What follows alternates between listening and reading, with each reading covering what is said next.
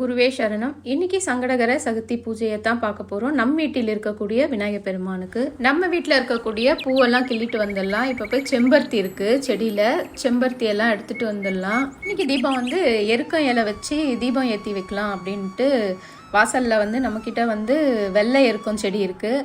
அதில் போய் பார்த்தோம்னா பூ இருந்தது. நேற்றெல்லாம் பார்த்திங்கன்னா பூ இருந்துச்சு. சரி அப்புறமா கிள்ளிக்கலாம் அப்படின்னு பார்த்துட்டு இன்றைக்கி போய் பார்த்தா பூ ஒன்று கூட இல்லை. மிஞ்சந்து எருக்கம் இலை மட்டும்தான். அதுலேருந்து ஒரு 5 எருக்கம் இலை எடுத்துகிட்டு வந்திருக்கேன். அது வெள்ளை எருக்கம் இலை.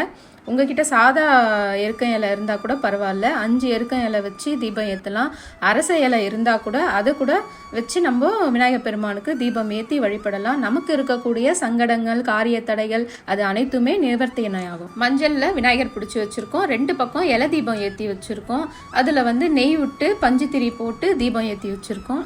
எருக்கம் இலையை எடுத்துகிட்டு வந்துட்டு எருக்கம் இலையை சுத்தமாக கழுவிட்டு அதில் மஞ்சள், குங்குமம் அதெல்லாம் இட்டுட்டு அதுக்கப்புறம் ஒரு தாம்பாள தட்டில் வச்சுட்டு அதில் ஒவ்வொரு விளக்கு வச்சு அதில் தீபம் ஏற்றி வச்சு தீப தூப ஆரத்தி எல்லாம் காமிச்சு நம்மளுக்கு தெரிஞ்ச மந்திரத்தை சொல்லி விநாயகர் பெருமானை வணங்கலாம். ரொம்ப ஈஸியான மந்திரமாக ஓம் சுமுகாய நமக, ஓம் சுமுகாய நமக அப்படின்ற மந்திரத்தையும் சொல்லலாம். இல்லைனா வக்கரதுண்ட மகாகாயா சூரியகோடி சமப்பிரபா நிர்விக்னம் குருமே தேவோ சர்வகாரேஷோ சர்வதா அப்படின்ற மந்திரத்தை சொல்லி கூட நம்ம விநாயகரை மனசார பூஜை பண்ணிக்கலாம் இந்த சங்கடகர சதுர்த்தியில். இன்னைக்கு கோலம் பார்த்தோம்னா ஒரு சிம்பிளான கோலம் தான் போட்டு அதில் உழலி வச்சு அதில் பூ போட்டு தீபம் ஏற்றி வச்சுருக்கோம். இன்னைக்கு சங்கடகர சதுர்த்தி பூஜை நம்ம வீட்டில் இப்படி தான் எல்லாருக்கும் நல்லதே நடக்கணும் அப்படின்னு சொல்லிட்டு விநாயகர் பெருமானையும் வேண்டியாச்சு.